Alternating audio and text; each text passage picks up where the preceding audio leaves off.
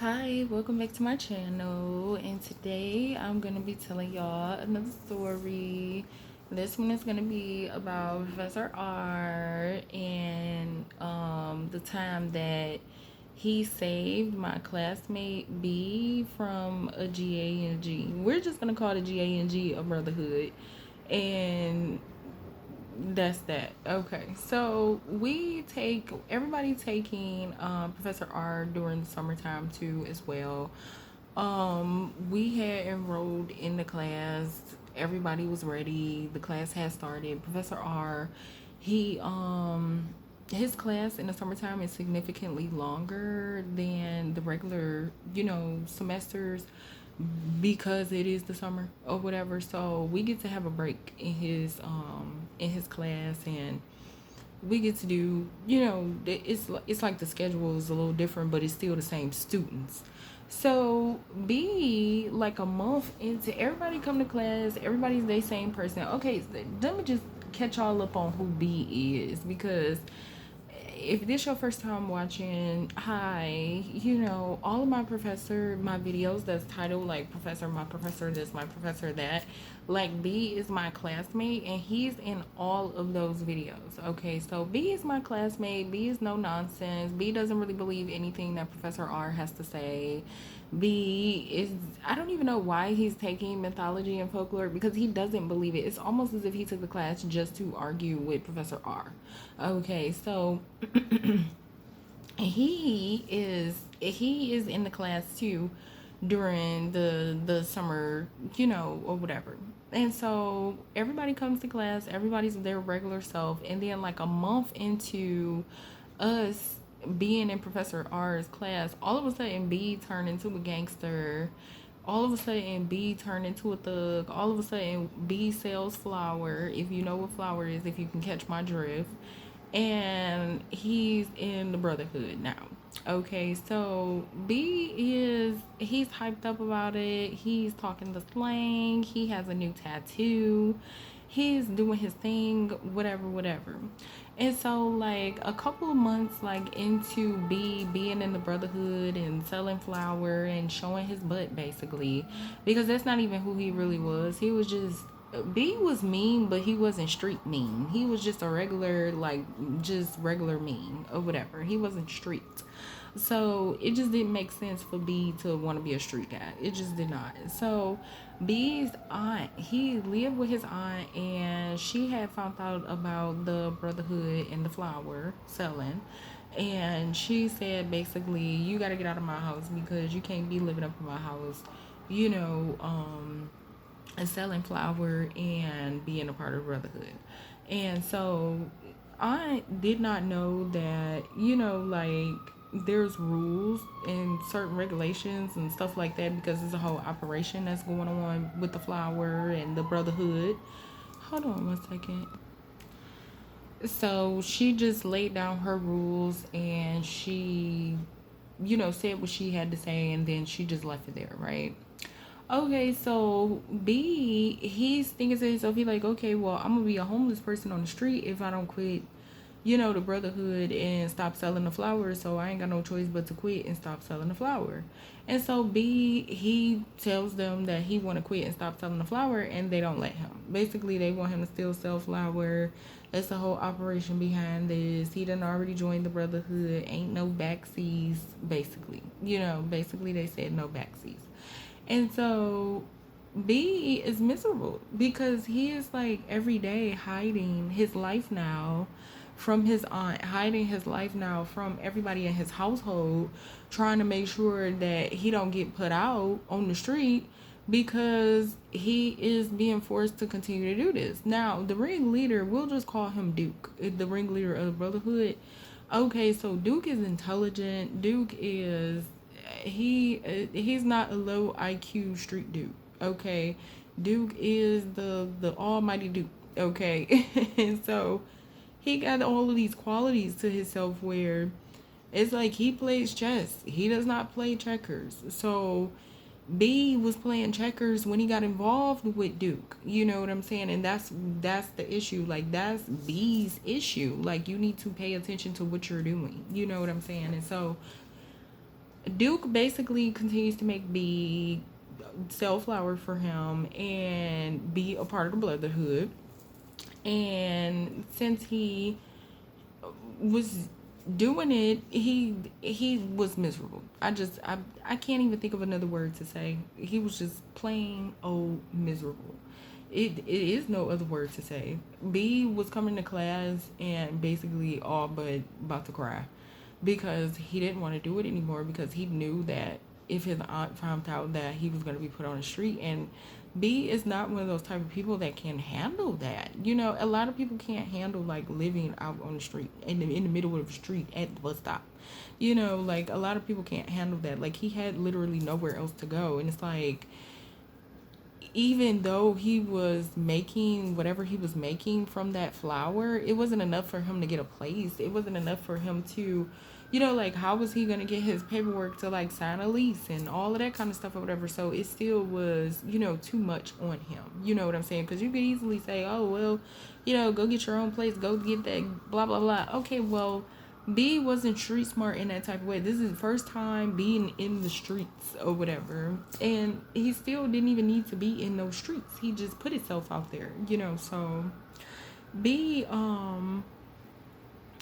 Professor R B came to class one day.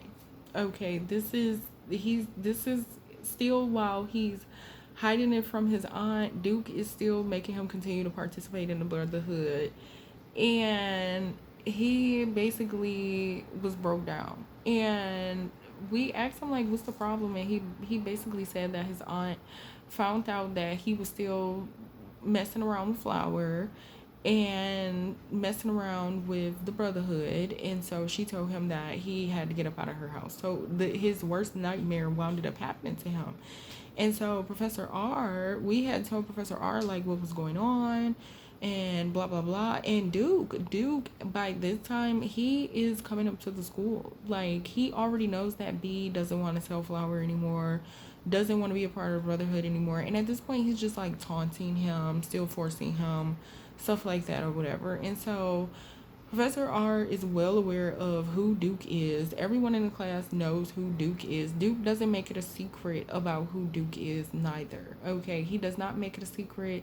His tattoos doesn't make it a secret. His demeanor doesn't make it a secret. His conversation doesn't make it a secret. And the fact that he is bold enough to like knock on the classroom door just to look in and see if B is in there, you know, and stuff like that. It's just like boundary crossing, very evasive, very perverse, very predatory.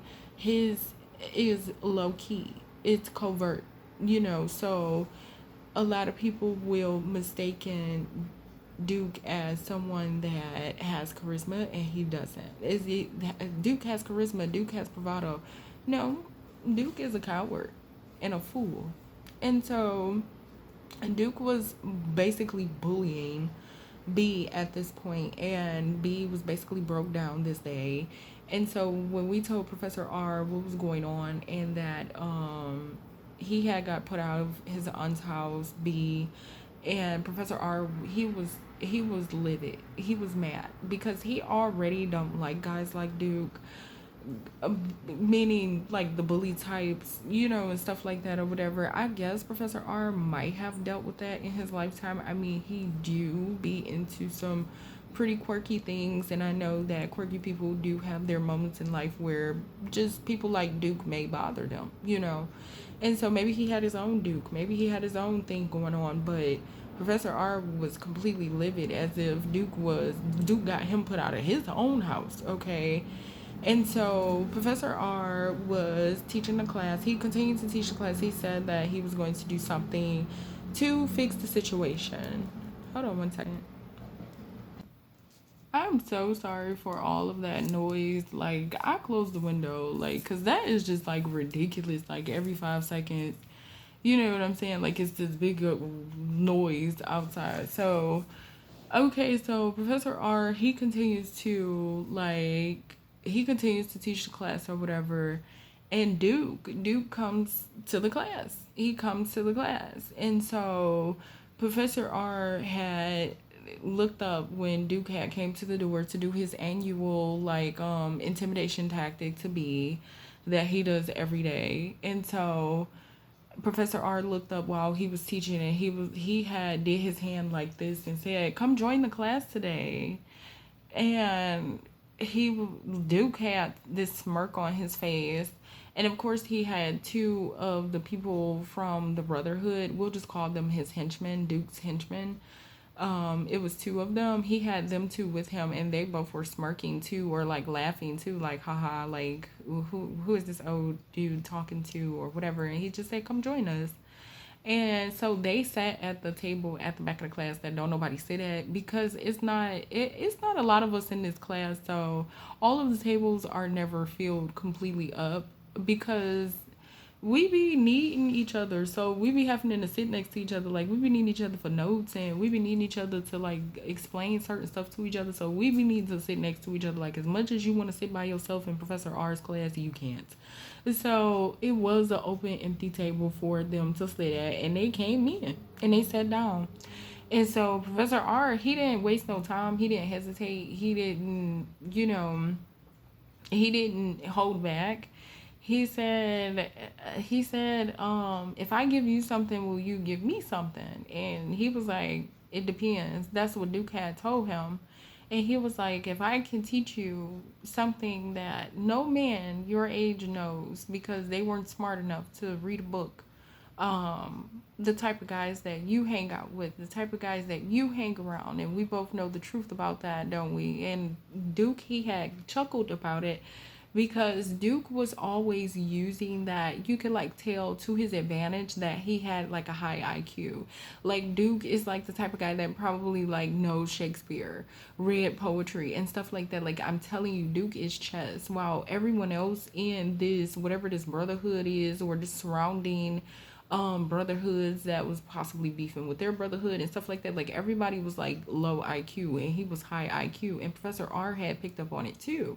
And so he was like, what's up? And he was like, I will teach you the most important battle tactics of Marcus Aurelius, Roman like battle tactics that you can still use today to continue to have your own turf, take someone else's turf, use it as you will.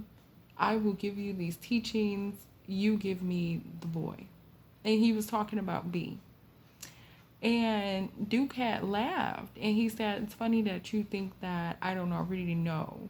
He said, you don't know everything because everything isn't in the books. I know the stuff that isn't in the books. That's why I'm teaching this class today. And so Professor R has some type of, tactics that he knows, and nobody knows the tactics except for him and I guess other people that are graced or, studying whatever it is that he studies. And Duke really sat for a second and really thought about that, because he knew how valuable that information was, and he accepted the offer. So for the rest of the class, Professor R decided to tell us our assignment, and then he went off to the side and he taught Duke right then and there.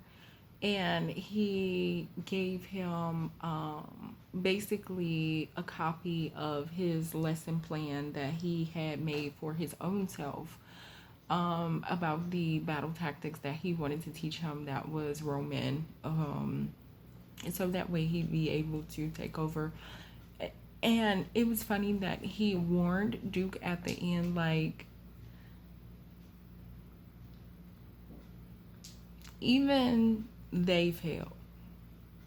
So always remember that your day is gonna come.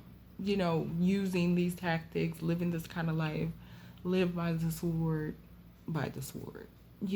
And so he was warning him, yes, these tactics do work, but they also do open up a karmic cycle for you as a human being, to where you're possibly going to experience the same thing that people in history experienced that did these tactics. Duke wanted the tactics anyways. They were important to him. I could tell by how his face was looking. I could also tell that Duke and his two henchmen had never heard the history of what Professor R was teaching him or talking to him about. So I don't know what exactly he told him about Marcus, but he said something, and Duke never bothered B again. B started back wearing his cardigans and his Vans. B got a haircut. B behaved, and he had began to help his aunt with the bake sales on Sunday at the church to make up to her for jumping in the streets and being a part of the brotherhood. He did that for the rest of the summer, and when we came back the next semester, B was still the same. He hadn't changed into another person again or anything like that. Professor R, Professor R, he still went on to have a relationship with Duke. Duke liked Professor R.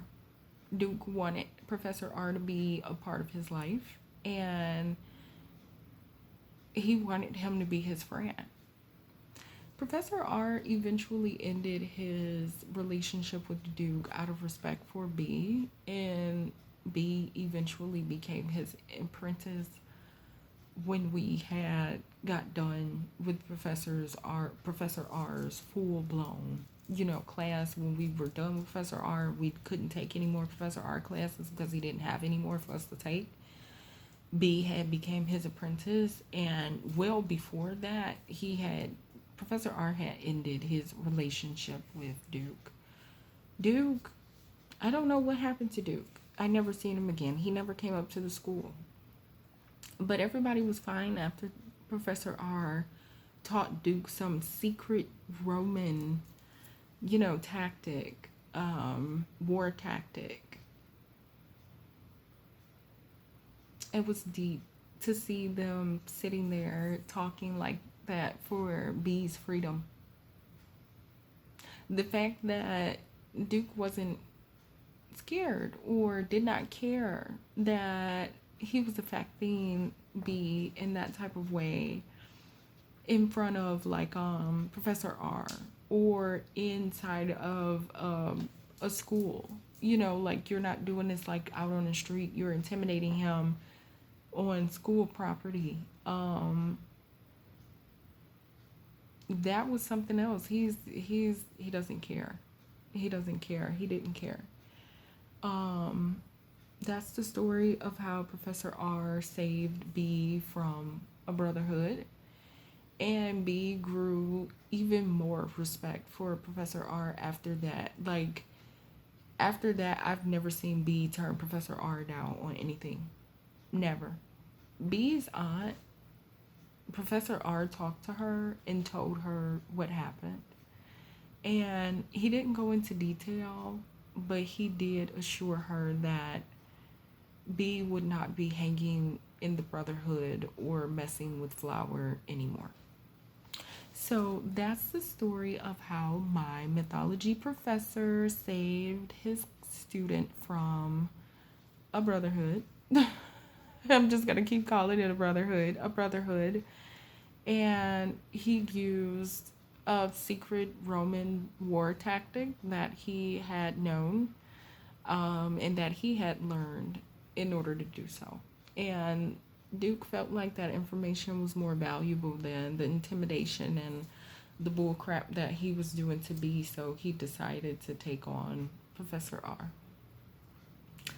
Alright, so I will be back tomorrow, and I don't know if I'm gonna do a Professor R video. I might tell you guys something else. Professor R has so many videos, it's so many stories that involve Professor R. I could make a YouTube channel just out of Professor R alone. Okay, so I'm gonna dig in my brain and remember what was happening, what's the crazy story that I can tell you guys, and I will be back. Okay, so I don't know if it's gonna be about Professor R tomorrow, so I'm just warning you now. Just in case you like the Professor R, videos, I don't know if tomorrow is gonna be about Professor R. Okay, all right.